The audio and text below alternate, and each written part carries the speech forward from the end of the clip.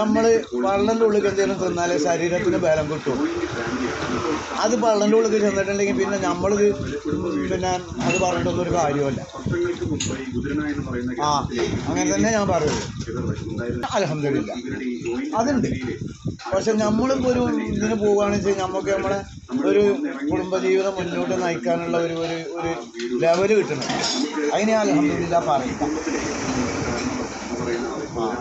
എനിക്കും ഞാൻ ഒരു തൊഴിൽ പിന്നെ ഇത് പഠിച്ചോന്ന് നിൽക്കണേ അത് അതിൻ്റെതായ ഭംഗിയിൽ പോയിട്ട് എന്തെങ്കിലും ഒരു പിന്നെ ഇതൊന്ന് ചലക്കാ പോയി അവിടെ നേരെ പോയി ഇത് നാറോക്കാവെന്ന് ഇങ്ങോട്ട് വന്നിട്ട് അപ്പം അതിന് എനിക്ക് വലുത് കിട്ടണം.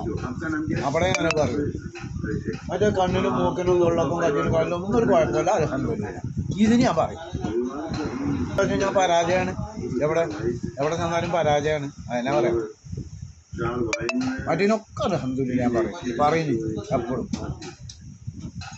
അൽഹംദുലില്ലാ ഞാൻ പോയി പരിപാടി നടത്തുന്നത് അൽഹംദുലില്ലാ അതിനൊക്കെ പറയാം. പക്ഷെ എനിക്ക് എന്തെങ്കിലും കിട്ടണം. അപ്പോൾ അതിനും അൽഹംദുലില്ലാ പറയും. നിങ്ങൾ ഓരോ പരിപാടിക്ക് നടത്തുന്നുണ്ടല്ലോ, നിങ്ങൾക്ക് എന്തെങ്കിലും കിട്ടിയില്ല നിരാശ വരുമോ, വിഷമം വരുമോ? അത്രേ ഉള്ളൂ. ആ ഒരു വിഷമം തന്നെ ഉള്ളൂ. വേറെ ഒന്നുമില്ല. അല്ല പഠിച്ചോണം നിഷേധിക്കേ ഇല്ലാന്ന് പറയേ അവന് കഴിയില്ല ഒന്നും ഞാൻ പറയില്ല. എല്ലാം തരുന്നത് അവനാണ്.